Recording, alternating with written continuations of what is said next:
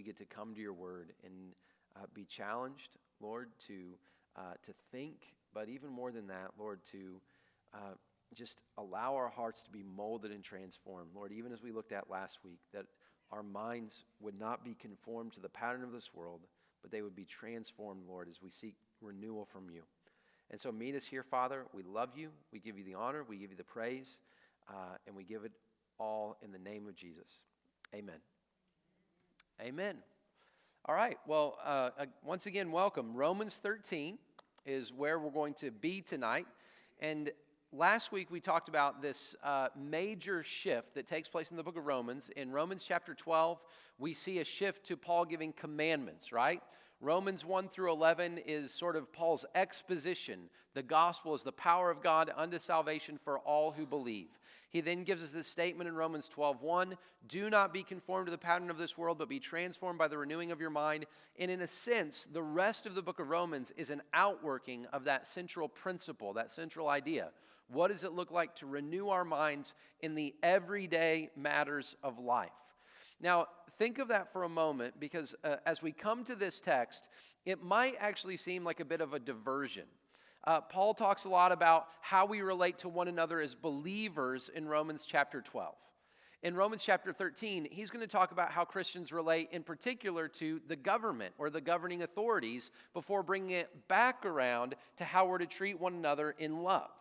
So the beginning of Romans 13 does help us to understand what it looks like to walk with the Spirit and walk by the Spirit in a particular sphere. But as we think about this, again, it's helpful for us to go back to the context of the book of Romans as a letter that was written to particular people at a particular time. Of course, it's the letter to the Romans, okay? These are believers who lived in Rome. It was likely several different house churches that all received this instruction from Paul. But living in Rome was significant. And this parallel will fall apart very quickly. But think of this. If we knew that Paul wrote a letter to the church in Washington, D.C., right? There would be an immediate significance to that. Why? Just because of its location. Rome was the center of the Roman Empire. Okay? These were people who lived in the capital. These were people who were very familiar with power and politics and all that went on with that. And so the question for the Christians is, how are we going to, as Christians, relate to the powers that be in the world? And remember that when it comes to the Romans, this entire letter was in a sense precipitated by the fact that the Jews had been cast out of Rome. You remember we talked about this, that I believe is in 49 AD, that the Jews were basically thrown out of Rome. Why? Because the Romans historians tell us it was because of someone named Chrestus, that most believe was a reference to Christ.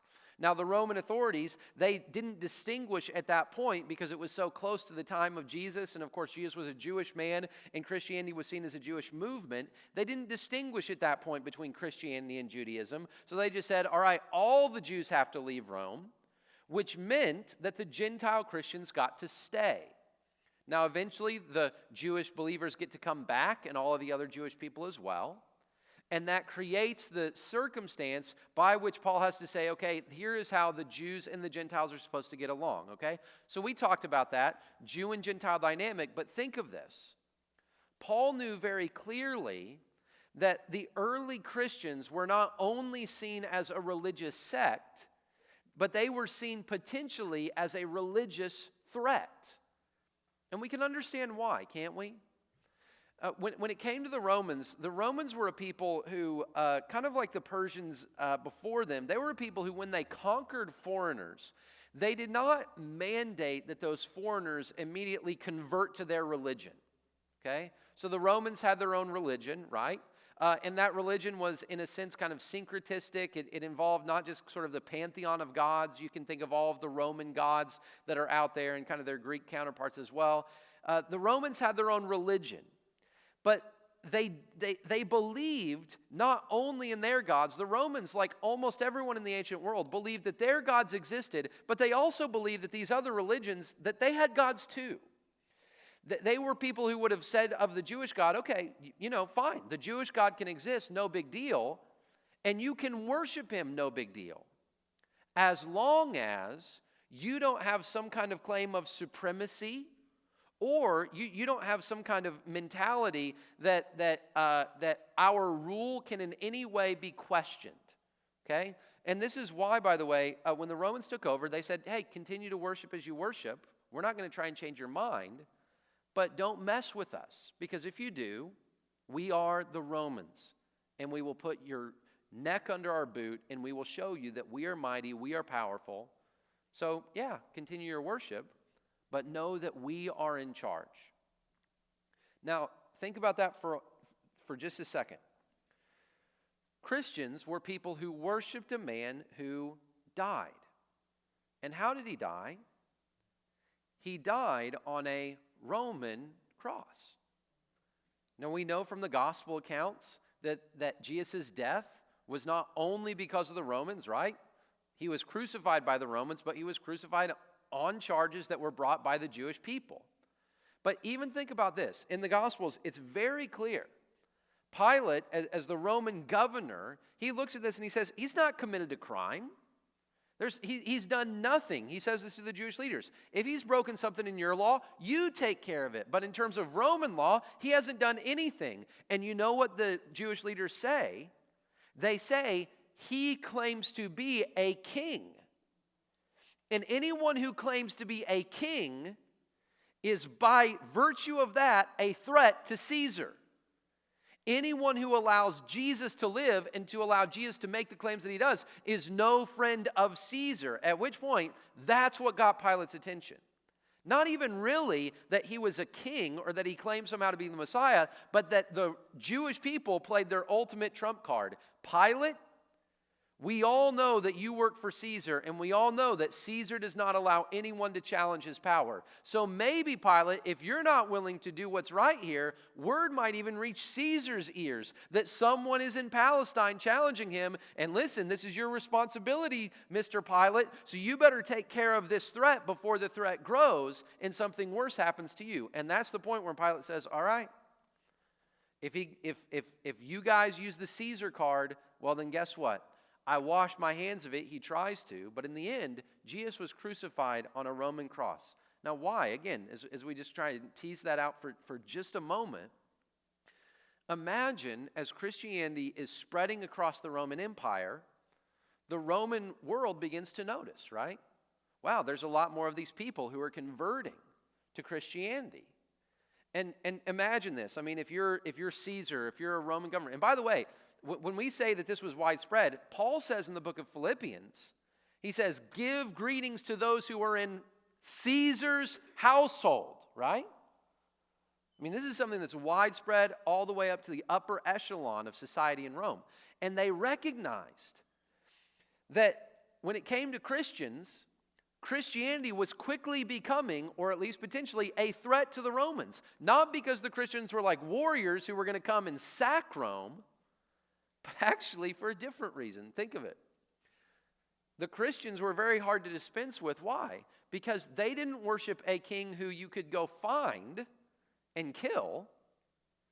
The Romans had already done that.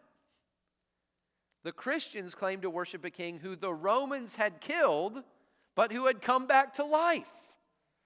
And so you can understand why the Romans, as they try to figure out, who are these Christians? Well, they're kind of like Jews, but they're not. They worship a Jewish king, but they worship a Jewish king who claims to be King of Kings and Lord of Lords. And yet they say that the king is alive, but he's not here. Oh, and by the way, these Christians are apparently so convinced that Jesus is alive that they're willing to die for their faith. They're not intimidated by our arms. They're not intimidated by our tactics. They are so convinced of the resurrection of Jesus that they are willing to die for him. And people are coming to the faith in droves, and this was a problem for the Romans. This is the setup, this is the situation where it had already happened. Jews, get out of here, because they thought that the Jews were all Christians. Get out of here. We don't want you here. Then they came back to Rome. This is the situation Paul is writing into. And this is where it gets fascinating, because Paul's response is to the Romans, you don't have anything to be afraid of. Because our king, yes, he's the King of Kings and he's the Lord of Lords, But our king said, my kingdom is not of this world. You shouldn't fear Christians in terms of the government. You shouldn't fear that somehow we're going to revolt and overturn you. Rather, you should know that as Christians, we believe it is our duty to actually follow the governments that God ordains. Paul is writing to a very particular situation here in Romans chapter 13. So let's go ahead and read it. And he's doing so to create a context, and I'll talk about this more, but just to throw it out up front. He's doing this because in Paul's mind, he wants there to be a context by which the gospel can continue to spread. Okay? Chapter 13, let's read these first, we'll just read the first 3 verses and then get into it, okay? Let everyone submit to the governing authorities, since there is no authority except from God.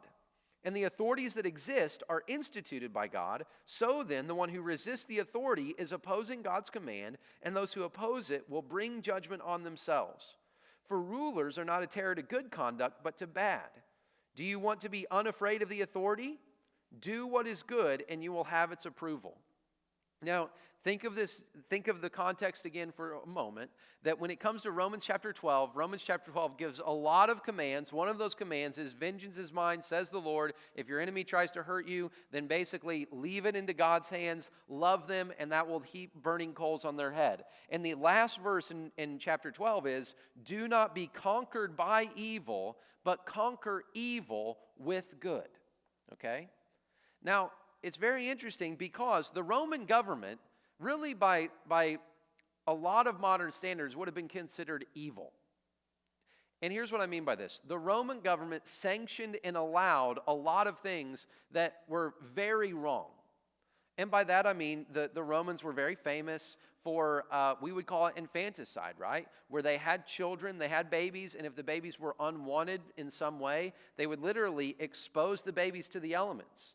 They would take children, they would leave them outside, and they would just leave them to die. This was a Roman practice.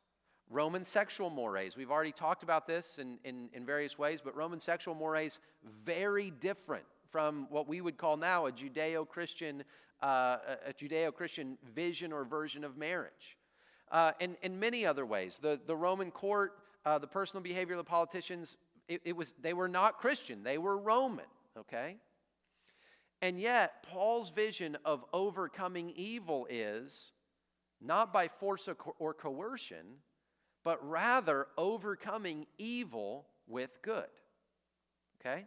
So then we come to Romans 13, and Paul says, let everyone submit to the governing authorities, since there is no authority except from God. Now, this is a very interesting claim. There's a lot of background to this claim. But notice just first, notice how broad this claim seems to be. Read it one more time. Submit to the governing authority, since there is no authority except from God, and the authorities that exist are instituted by God. Okay, there are some immediate questions that are raised at this point. Well, what does that mean? Does that mean that when it comes to Christians, that we always and in every instance have to obey government no matter what? Well, I think that is an overreading of what Paul is talking about here. And why do I say that? We'll talk about this more in a few minutes. But why do I say that? Well, because in the Bible, say in the book of Acts, it's very clear. When the apostles go before the Sanhedrin, for example, they use this logic. They use this line of reasoning. When the Sanhedrin tell them, we order you, by virtue of our authority, we order you not to preach in the name of Jesus anymore. What do the apostles reply? They say, you be the judges.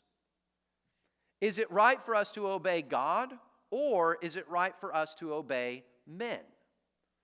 So somehow we've got to have these dueling truths, or at least try to understand the friction between governing authorities are established by God, and sometimes the governing authorities try to coerce people to do things that are not God's will.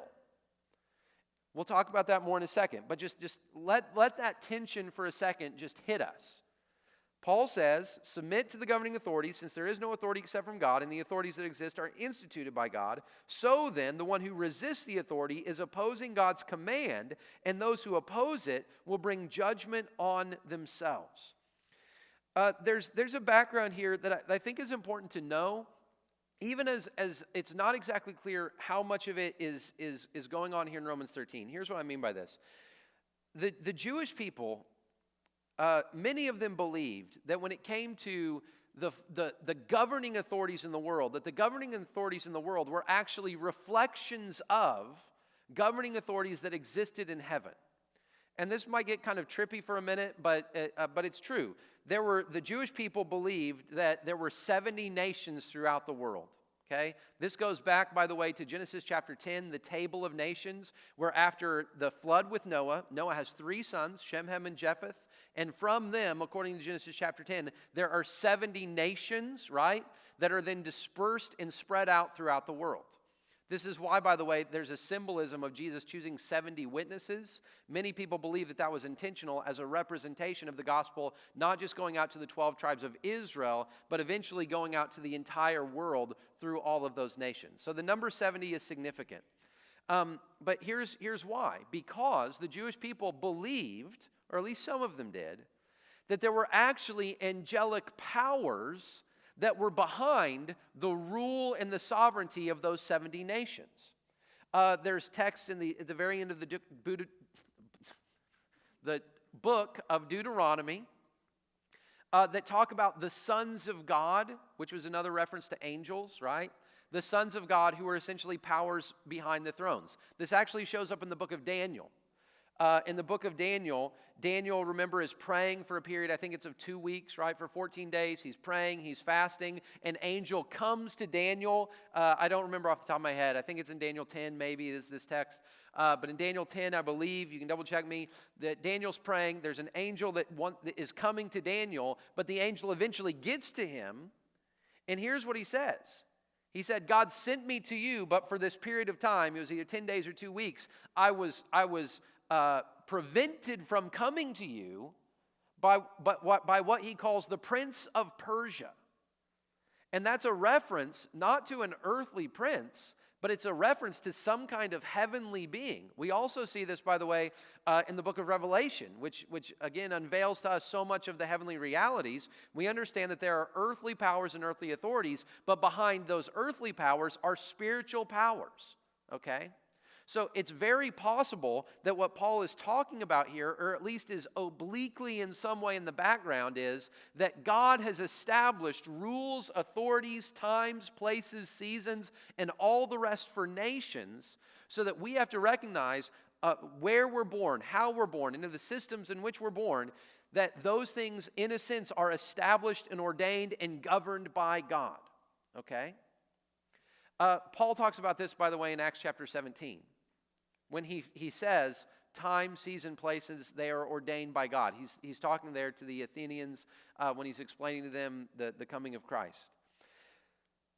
But as we look at Romans 13, Paul says that these authorities have been established, but then notice, he says that in verse 3, rulers are not a terror to good conduct, but to bad. They're not a terror to good conduct, but to bad. And those who oppose the governing authorities are opposing God himself. Now, notice the assumption here that Paul is assuming that the legitimacy of a government is tied to the proper outworking and use of their authority.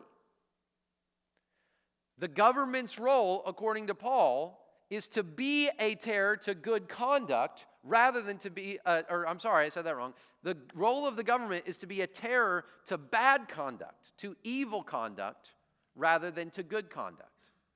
So Paul here gives commands to Christians as to how they're to interact with government, but he also gives his own vision of what government is to be for the people, right? And in case you're like hearing echoes of this, this is one of those texts that since it was written, has been used by Christians to try to determine the limits and the legitimacy of government, right? For instance, in the American Revolution, they looked at this text, and their argument essentially was that the King of England and the responsible parties like Parliament had not lived up to their end of the bargain, and therefore it was legitimate to rebel against them because they were no longer using their power for good, but they were using their power for evil, okay? But let's look again. Let's just keep on looking at some of the details of the text. Verse 4, for it, meaning the government, is God's servant for your good. But if you do wrong, be afraid, because it does not carry the sword for no reason. For it's God's servant, an avenger that brings wrath on the one who does wrong. So, if we keep on going in our slides, all right, governing authorities are designed to be a deterrent to evil conduct, and those who do good will have the approval of the authorities. Okay? So Paul is saying to the Christians, do good, show your conduct to the government, and you'll be fine. In fact, again, here's what he says to the Thessalonians. He says, when it comes to your conduct, I want you to live quiet, peaceable lives. I want you to honor the king, even as I want you to fear God. In other words, Paul is tiering our loyalties. He says, earthly authorities, respect them. They are instituted by God for your protection. But ultimately, he says, we are subject to the highest authority, which is God himself. Now that raises a principle. Again, Romans 13 is not meant to cover everything in every situation. If there are instances where honoring God means disobeying the king, then obviously we're to disobey the king. But Paul here is trying to tell us our instinct as citizens in this world but not of this world is to obey and to submit rather than to say, well, I'm a Christian, and therefore I serve the King of Kings. I don't have to listen to you. I'm outside of your jurisdiction. Paul says, no, that's not how we're to live. Now, think about this for just a second. For Paul tells us at the same time at the beginning of Romans 12, don't be conformed to the pattern of this world. You are not of this world. But Paul's vision of being a Christian, I do not believe, was an isolationist vision of being a Christian. In other words, he doesn't say, now that you're a Christian, go live in some kind of convent or go build a giant wall between yourself and the rest of society. No. Paul's vision was for Christians to be part of the culture where they lived. Paul's vision was for Christians to live out their new identity while being about and among the pagans around them. And by the way, I can't help but think of Jeremiah. Jeremiah talks about this same thing. Whenever the Jewish people are taken into exile, right? They're taken to Babylon. And what does Jeremiah tell them to do? He says this, seek the welfare of the city where I'm sending you. Have sons, have daughters, plant gardens, right? You're going to be here for a long time. This is your home. Why? Because he says, for in its welfare, you will find your welfare. So for Christians, as we think about Jeremiah, as we think about Paul, we have to live in that tension between knowing we are citizens of heaven, this world is not our home, we are pilgrims who are passing through, and yet, for our earthly lives, we do have a home that we care about, and our welfare is tied to its welfare. Both are true.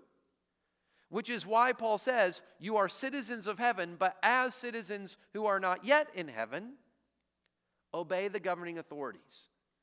For the government, again, is a servant of God. Now, let this blow your mind for a minute. One funny thing and then the serious thing. The word here for servant is the word diakonos, which is the word deacon, right? This is, by the way, a test case for why a word in Greek doesn't always immediately translate, or that every connotation of it doesn't come into English, right? But it was just funny that it was like, oh, a servant of God. The government is a deacon. The government's meant to be a deacon. My whole point is that that's illegitimate to say. So that's not what it means. It doesn't mean it's a deacon in the sense of a servant in the church. But it is a servant of God, okay? A servant of God designed for a particular purpose and with particular limitations. But notice here, Paul in no way believes that somehow the Roman government is Christian. It's not. In other words, the Roman government is a servant of God, but not in any sense a child of God. The limitations of what the Roman, or by extension, right, any government is meant to do is to respect and to reward good behavior and to avenge evil or those who do harm to their fellow man. But Paul here is not claiming that the government is meant to be Christian. Now, this is going to raise a host of questions, I think, as we go through it. So I'm going to try and get through quickly. But here's where the questions immediately arise. Okay, well, what does that mean for today? We live in a context where we're not under the authority of a government that is ruled by an emperor, right, or a Caesar, or a government in which we have no voice. We have a government in which we, the people, are the government of the people, for the people, and by the people. So what are our obligations? What does that mean in terms of our Christianity? What does it mean in terms of the proper role, extent, limits, definitions of the government? Okay? So these are questions that are huge. And guess what? In the 30 minutes we have left, we're not going to be able to answer every one of those questions. But I want us to see here that Paul does at least give us a vision of the government being a servant of God for the good of everyone. Again, look at verse 4. For it is God's servant for your good. But if you do wrong, be afraid, because it does not carry the sword for no reason, for it's God's servant and avenger that brings wrath on the one who does wrong. This is also, by the way, what many theologians point to as a New Testament example for the legitimacy of force in the hands of the government, right? The sword is obviously a metaphor for the power of the government to punish evil. Now, again, Paul is very minimal in terms of details of what that looks like. But whenever you hear someone saying the government has the power to wield the sword, that's exactly what it's talking about, okay? Or that's the text where it comes from. Then in verse 5, he says, therefore you must submit not only because of wrath, but also because of your conscience. Here's where Paul brings it down at a very practical level. He says, yes, the government may come and enforce whatever laws it has, but also he said, you shouldn't really care about the government's wrath. You should just do it because it's right? It's because of your conscience that you should obey and submit, rather than thinking, well, if I don't do this, I guess someone's going to come punish me. So he brings it back to the level of the heart, and then in verse 6, and for this reason, you should pay taxes, right? Don't you love this? I mean, it's like, I thought Paul was pie in the sky. No, very practical, right? And for this reason, you should pay taxes, since the authorities are God's servants. He says it again, continually attending to these tasks. Pay your obligations to everyone. Taxes to those you owe taxes, tolls to those you owe tolls, respect to those who owe respect, and honor to those you owe honor. Here's the essence of what Paul is arguing. As followers of Christ, even though we are under his authority, that does not mean we do not and will not respect earthly authorities.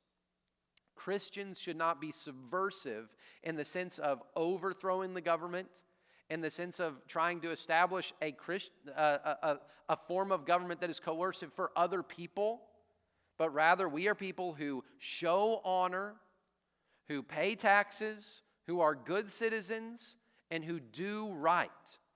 And again, for Paul, he's trying to get the Romans to see, don't give the Roman government some reason to think that they need to persecute us, right? Live quiet, peaceable lives where the gospel can go forth. And if they do persecute us, let it be for our devotion to Christ, not because somehow we're evil or we're lawbreakers. This was Paul's argument, okay? There's a lot more discussion we can have about that. Actually, I don't know. It's kind of a switch here in verse 8. So maybe let's just talk about it. Maybe just talk about it right here before we go any further. I'll say one more thing and then we can discuss. Again, for the founders of the United States, they were obviously very aware of this text. And here's what they came to conclude. Because on the surface, this text would be, hey, is the American Revolution like a sin against God, right? In fact, some people claimed that it was for this reason. Well, you are rebelling against God-given authority. But of course, their argument was that because the government did not follow its God-given tasks, and because they would claim that the government did not recognize God-given rights, therefore the government lost its legitimacy. And in that case, here's literally what many of the patriots believed, not only that they should not obey the government, but they had an obligation by God to rebel against the government. There's this really interesting story. Thomas Jefferson, by the way, was a huge proponent of religious freedom, and there were many reasons for that, but he was someone that the Baptists loved, because Baptists in the early republic were not favored, really, in any quarter at all. And this was true, by the way, in England before the United States. It was true in the colonies when they were still colonies. It was true after the United States became the United States. Baptists were seen as backwards, uneducated, because they were not part of the Church of England, because they weren't part of the New Episcopalian Church. Baptists were seen as dissidents, right? And because of that, by the way, many people don't know that even when the Bill of Rights was passed, the First Amendment says there shall be no religion, right? Established religion in the United States, and there should be no limit on the exercise of religion. Established religion, right, was because in the Church of England and in the English system, the Church of England was the church of the state. The king was, and still is, by the way, the supreme governor of the Church of England. It had a very tight connection between the church and the state.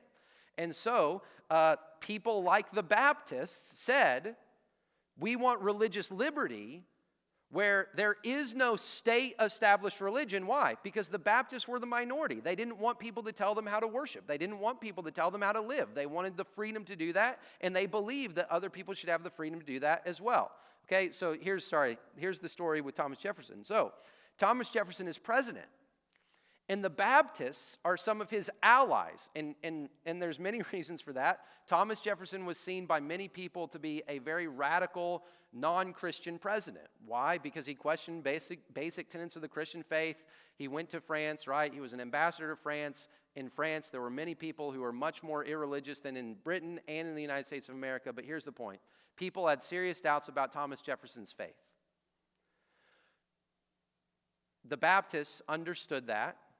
But they really liked that he was a proponent of religious liberty because they liked religious liberty. So here's the story. The Baptists, when he was president, literally sent him this giant block of cheese. You can Google this. It weighed 1,200 pounds. It was 4 feet wide. And the Baptists, led by a famous Baptist by the name of John Leland, literally delivered this giant block of cheese to the White House, right? As a gift. We Baptists like you, Thomas Jefferson. They take it to the White House, and here it had an inscription on it, right? And I don't know if it was actually written in the cheese or if it was like a ribbon around the cheese. Someone can look that up. But here's what it said. It said basically that rebellion against tyrants is obedience to God. That's what it said. Rebellion against tyrannical government and the overreach, the illegitimate use of power, is obedience to God. And they gave this block of cheese and said, thank you, Mr. Jefferson, for being an advocate for our rights over and against the rights of the majority. Which, by the way, even though the First Amendment did not establish any kind of national religion in the states at that time, still at that time when Thomas Jefferson was president, many of the states had individual requirements that you had to subscribe to that particular state's religion. And by religion, I don't mean Christianity. By that, I mean, are they Episcopalian? Are they Congregational? The states had religious tests to hold office, which meant that many of the Baptists could not hold office because they were part of a religious minority. They were not part of the established church, okay? You say, where are you going with this? That's a really good question. I'm kind of wondering that myself. No, here's my point. Here's my point.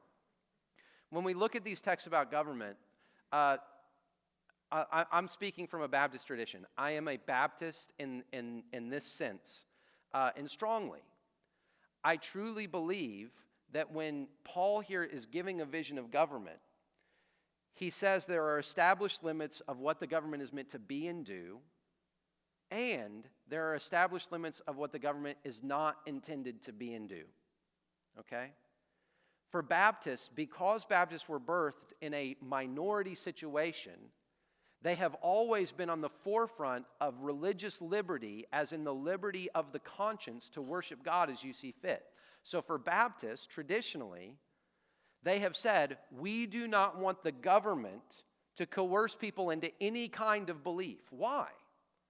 Because inevitably, if there are those who hold the levers of power, if are those who are in a religious majority in the United States of America, what would that majority have been? It would have been Puritan Congregationalists in New England. It would have been the Church of England or Anglicans in the South. But in both cases, the Baptists would have received the brunt end of the power stick, saying, you are not part of the majority, and therefore you do not have power. And here's what the Baptists said: that's not right. And so they said, we do not ever want the coercive power of the government to be used against us. And for that to happen, we have to make a commitment, if we ever have the coercive power of the government, that we do not use that against other people. A much simpler way to say it would be, Baptists believe in religious liberty because they believed in the rights of the minority over and against the rights of the majority. Okay? And they believe that based on texts like Romans chapter 1, where they said the government has an established limit, but that limit is not to dictate to the conscience of its citizens what they are called to believe. Okay? So there's sort of Baptist political ideology in a nutshell. And by the way, Baptists, there are many Baptists who are on various kind of edges of that. But I'll say this, and then we can talk about this, because I just need to stop talking. This is actually something that's being very much challenged right now in our culture. And some may not be aware of this, but there's actually a movement right now that is in some quarters kind of exalted, in other quarters kind of disparaged. But there's a broad movement of quote-unquote Christian nationalism, which means a lot of different things to different people. So I'm not really even talking about the broad movement, but I'm talking about a sliver of it that really does believe that it is legitimate to establish a Christian state. And by that, they mean an explicitly Christian state that defines and enforces Christian orthodoxy among citizens, even who don't believe it. This is, by the way, what happened in Europe, particularly, and I'm not going to just try and get into history stuff, but this is what happened in Europe, especially kind of post-Middle Ages and before the Age of Enlightenment, is that you had religious leaders, and this was true in, say, Martin Luther's time, 16th century, Calvin with Geneva, same thing, where they believed in a very tight connection between church and state. And so they believed that they would have said earthly princes are established by God in order to enforce the Christian religion on the people. Okay? So Luther was very much an advocate. He talked about the authority of the state, the use of the state, and the use of the state to enforce Christianity. Calvin, the same thing. Geneva, where Calvin lived, was a Christian city, explicitly Christian. They literally burned a man at the stake because he denied the Trinity. So when they said the government wields the power of the sword, they meant it, right?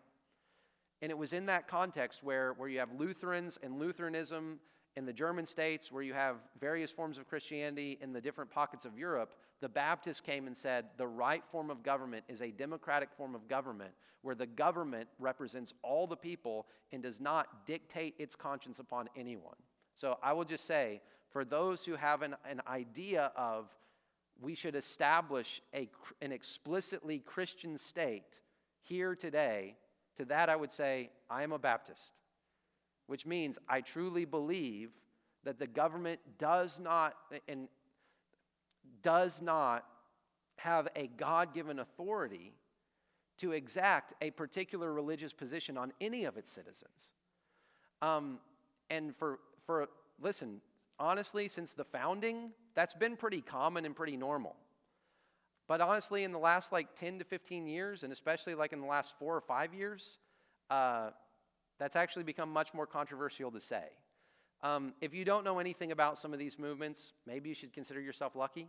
But if you do, I don't know. I am a Baptist in that sense because I want to be a Baptist. I believe in religious liberty. I do not believe in religious tests for office. I don't believe in the coercive power of the government. I believe there are particular limits of the state. You can feel free to disagree with me, but all of this, just as a by the way, is coming from Romans chapter 13. So let's talk about this, okay? And if you disagree with me, feel free to disagree with me, right? But what do you see? What are some questions maybe that you have as you read this text and as we read this text together? Yeah, Craig.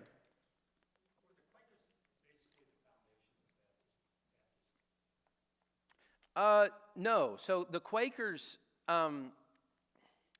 so here's a rough and ready history of the Reformation, okay? You have in the Reformation, at the beginning, the Reformation was a renewal movement within Catholicism, okay? Someone like Luther is a Catholic. He looks at the Pope and says, what the Pope does is evil, so we're rebelling against the Pope, okay? The 95 Theses were meant to renew the church. Luther didn't want to not become Catholic. It wasn't until later that he thought, this is kind of beyond anything that we've got to kind of move on. So Luther, in the Reformation at the beginning, renewal movement, but then they kind of eventually separate. But here's what happens. You have what are known as the magisterial reformers, okay, who establish a different form of Christianity, what we now call Protestantism, in the states where they lived, and that magisterium became intertwined with the states and the nations where they lived. So for Calvin, it's in Geneva, all right? In France, it looked a little bit different. In Germany, it looked a little bit different. But there are those who are called the radical reformers. And that's what we would say are like the Quakers. We would say the Mennonites. They were some of the early ones. The Baptists eventually came along. They were kind of an offshoot of English Anglicanism. But essentially, even among Protestants, you have in the various countries, in the various places, you have the Protestants who are part of the establishment, but then you have offshoots like Quakerism, like Baptists, eventually Methodists would be the same thing, that are not in any kind of political power. In a sense, that was the commonality that they had. They wanted to worship through the dictates of their conscience, but they didn't have any kind of political power. So the Quakers they have some different beliefs than the Baptists.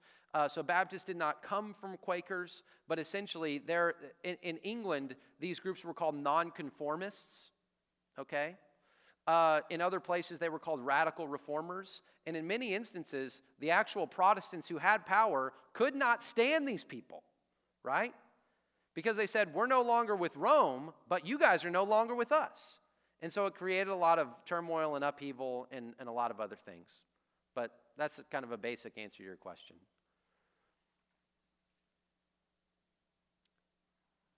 Yeah, Lance. I'm always kind of struck by the difference, in the synoptic, or the, Matthew, Mark, Luke, Mm-hmm. compared to more of the Pauline writing. It seems to be, I understand, he's organizing, he seems the spirit of it. Mm-hmm. It seems there's a huge dichotomy between, give it to Rome, it's his anyway. Yeah, Jesus says, give to Caesar the things that are Caesar's, right? It's such casual indifference to the things of this world. Yeah. I've always struggled with that. What do you say to that? So I agree with you, one, that Jesus does not seem to see the powers of this world as the kind of threat that other people saw them as. And that was true, by the way, in his own culture, in the Jewish culture. But notice, Jesus never really leaves Palestine other than going down to Egypt and coming back. Like, Jesus doesn't go to Rome. And think about that. That would be the equivalent of someone changing the world and having such an impact by living in Missouri and never getting out of the state. And literally, the rest of the world is changed by someone who never goes to Washington, D.C., never goes to Rome, never goes to anywhere that we would consider important, because Jesus realized his kingdom is not of this world. He was not trying to establish a political movement in the sense of the other political parties and players and powers of that time. And so that's why he's like, for the Jewish people, they cared so much about their relationship with Caesar. Jesus says, give to Caesar the things that are Caesar's. Remember what he says to Peter whenever, hey, Peter, should we pay the tax, right? And what does Jesus say? He says, well, Peter, are the sons free or are they bound? And Peter says, well, they're free. He says, yeah, they're free, but in order to avoid offense, go catch a fish. The fish is going to have 2 coins, or it'll have a coin, pay your tax and pay mine. In other words, that's just not what we're about, so let's get along and let's move on, right? The question then becomes, and this is where it is, this is where it's difficult in our context, what happens whenever Christians do wield political power? Which is obviously the case in certain parts of the country where people who are Christians have vast majorities, Or in the culture at large, how do we exert a Christian influence while not also misusing power in order to try to coerce people to do something they don't believe? And this is where questions get really thorny really quick, right? What happens if Christians have a moral sense, say, about abortion that the rest of the culture does not share? To what degree are we willing to enforce our beliefs about abortion on the rest of the culture? As one example, okay? Now, in that case, Christians have argued, and this has been the pro-life movement for a long time, that it's not only by virtue of what we believe as Christians, but also by virtue of what biology teaches or what nature teaches, that this is a human, that it's a human at the point of conception, and therefore it should be worthy of rights. This is why, and particularly, to give our Catholic brothers and sisters a lot of credit, the Catholics were the ones who were the advocates for abortions, while the evangelicals were sitting back saying, guys, honestly, and by this I mean like early 70s, evangelicals were not involved in the pro-life movement. Honestly, there probably wouldn't be a pro-life movement if it weren't for the fact that Catholics were faithful in that the whole time. Just being honest. Later, evangelicals got involved, and since kind of the mid-70s, it's been an important political issue. But that's kind of the root of it, is how far are we willing to go? And with something like abortion, Christians have said, we're willing to go really far because we're not messing around with a human life, okay? In other words, this is the heart of the political discourse, is what issues do we believe if we have political power, we have an obligation to wield it, even if people disagree? And then what issues are we willing to say, you know what, we could use coercive political power in the form of majority votes or whatever, but we're not going to impose our beliefs on people who don't agree with them. That is the essence of the debate, right? And there's obviously a lot of disagreement with that. You know, in other words, let me pose it to you in this way. If Christians held the majority, let's say in every state house and in the nation as a whole, to what extent would it be right to impose what we believe to be true and moral and good on people who don't agree with us? That's the basic question. Would it be right to say institute what we believe as Christians in every way, in every facet of society? Or would there be ways in instances where we would say we do not want to force or enforce our beliefs on you? That's an important question, and this is where there can be disagreement, right? This is where some people might say that there's vast disagreement about this, okay, in case you haven't noticed, right? But these are the principles. And, yeah, that's where I'll stop. Yeah, go ahead, Sheila. Uh-huh. Mm-hmm.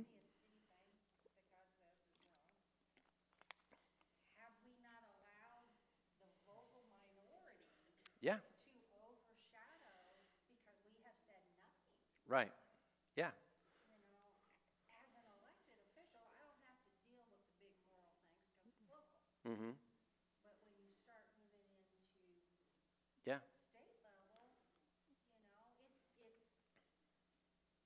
it's easy. It's too easy to sit back and say, well, the majority wants, when really we need to say, but God says. Yeah. Right. And that's where the arguments, the weight of the arguments goes to, as Christians, if we don't just believe, well, this happens to be right, but this is in alignment with how God created human beings to flourish in general, then the argument is we have an obligation as neighbors, as those who love our neighbors, to say we all want to experience the benefit of a culture that does flourish, which is why we want to uphold things like traditional marriage, or why we would uphold things like, anything along the LGBTQ spectrum of issues, right? It's not to say, well, we want to impose on you a morality that you disagree with. It's that we want to say we want to live in a culture that enjoys the blessing and the benefit of living in accordance with God's design. And this is where the debates, right? And what Sheila said, if you didn't hear it, she said, well, what happens in a culture where the minority then rules over the majority by imposing its own version of morality on people who don't agree with it the other way? And this is where, right? This is where literally, since the founding, this has been something that has been I don't even want to say a back and forth, but this has been a tension point. When the power is in the hands of the people, how do we handle that power? How do we do that? And this is where obviously, that's a great point. You can't allow the minority to drive the policy, even as I believe as Christians, we want to respect the rights of the minority, knowing, and this is, by the way, this is where in the founding was so brilliant in this sense, because the founders understood that this wasn't the founders, this was someone else, but absolute power corrupts absolutely, right? If you have power given to someone, then they are inevitably going to use that power in illegitimate ways, which is why there was a separation of power. It's no coincidence that many of the people whose thoughts went into the founding were Christians who believed that we cannot trust ourselves and we cannot trust any one person or even any one branch with too much power. Why? Because we're all sinners and we will use power illegitimately. So even when we think of the founding, is there any question that there are biblical principles in the founding? No question. Even though there's not an established religion of the United States, there's no question that Christian thought was very influential in the founding of the country. And of course, that's a huge embattled debate as well. But all that to say, I agree with you, right? This is how do you live in the balance of power, and how do you treat the minority with respect while also not letting a minority dictate to the majority how they are to live? Because imposition of morality can go both ways, right? It can go from a majority to a minority. It can also go from a minority to a majority. Yeah. Us not forcing people to believe the way we believe. Right. God doesn't even force people to believe the way He wants us to believe. Right. He lets us choose. Right. And that's where the Baptist position has always been. You have to have a free society for people to truly choose Christ, right? In a culture where Christianity is enforced, Baptists have said that's actually counterproductive to evangelism. Because if you force people to say they're Christians, then that leads to false professions of faith. But if people have the opportunity to truly express faith and choose honestly, then that's an environment where you can win them to Christ. Okay? And God wants us to choose to love Him. Exactly. Right. Right. And yeah. Obviously, these are huge topics, right? And normally we just kind of stick to the text and don't even put our toes in these waters sometimes. But this is obviously relevant. And here's what I want to say. Paul gives us general principles, doesn't he? It's not exactly clear. And let's just be honest, Paul never conceived of a democratic republic known as the United States of America. That wasn't on his mind. And therefore, we as Christians have to work out, what does this look like in a culture, in a society, in a context where we have been given political power, right? And therefore, have an obligation to use that in some way. And to do so in a principled way rather than just saying, well, I guess, I think you guys know what I'm saying. But any other thoughts or questions on this? These are huge, huge issues. And I don't know, honestly, maybe this would be a good thing for like another kind of Sunday school breakout just kind of for this stuff. Yeah, Pam. Okay, so I'm kind of switching gears here, but Yeah. back to the first verse. Yeah. To everyone must submit to governing authorities. All authority comes from God, and those in position of authority have been placed there by God. Yeah. How do we reconcile that with governments that don't do anything that is beneficial for their people of that country, but instead are dictators and are cruel and abuse? And was it that they were placed there by God, but then the power corrupts? I think that's very legitimate. I think it's also possible to say that there's legitimate forms of government that have been overthrown and replaced, right? I mean, here's what I don't think we're supposed to do. I don't think we're supposed to read Paul in this moment as an absolutist who no longer understands depravity. Why? Because he wrote 3 chapters on it at the beginning of this exact same book, right? Everyone is evil. Our tongues always lie. We all sin and fall short of the glory of God. I don't think he's then turning around and saying, oh, and the government is the pristine example of morality and the unquestioned authority, right? No. Paul understands that. So I don't think he's trying to give, as much as it sounds absolutist to us, I don't think that's what it's meant to be. His entire point is that God establishes government in general as a legitimate authority in the world. And right, right, right. The idea of government itself, and I think he would say that we are called to respect the government, but the government can be proven guilty. Again, this is what the founders did for this country. This is what many people have said, is that the moment the government oversteps its legitimate God-given bounds, then actually the obligation is not to obey, it's actually to rebel. And maybe, but that's the argument, right? That government is legitimate as long as it recognizes, and here's why, here's the logic. Government is legitimate as long as it recognizes that its legitimacy is not in itself, but comes from God. This is what the founders believed, by the way.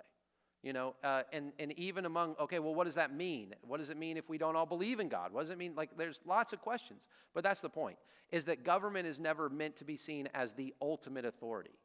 And yet some governments want to claim to be the ultimate authority. That is what's so brilliant about the founding, is that in the founding of this nation, the founders said there are natural God-given rights that the authority does not grant, that the government does not grant, but that the government recognizes. Right? These are, and this is the language of, these are natural rights given to us by God, right? They are endowed by their Creator with certain inalienable rights that the government does not grant, but rather recognizes. And that's a huge distinction. It's a huge distinction. Yeah, Cindy.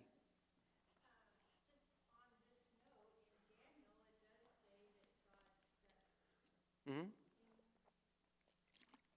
Yeah. He sets kings and kingdoms. It says that in Acts 17. So how do we reconcile that? Well, I think, say something like Hitler, just to use an obvious example. Okay, even if Hitler, by the way, people forget this. Hitler was elected.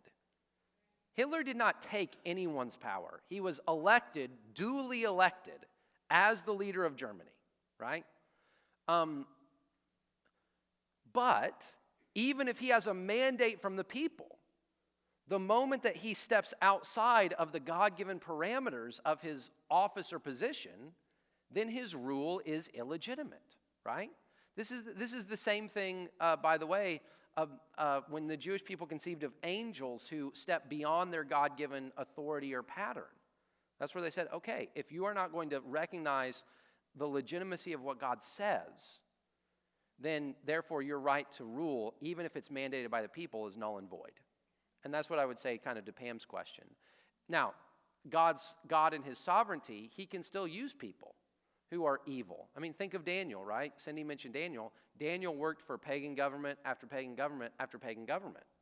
Now, was he salt? Was he light? He was. But he did not somehow come and say, well, this rule is fundamentally illegitimate, therefore I'm not going along. No, he recognized God has, and this is true not just of governments, God has placed us as individuals in this place, in this time, for a particular reason, which is why Christians have a lot to think about in terms of how we operate within the system of government that we have, right? We're not under first century Roman rule. We have self-rule in a democratic republic. So what do we do with that as Christians? Rayon, real quick, we're already past time, so.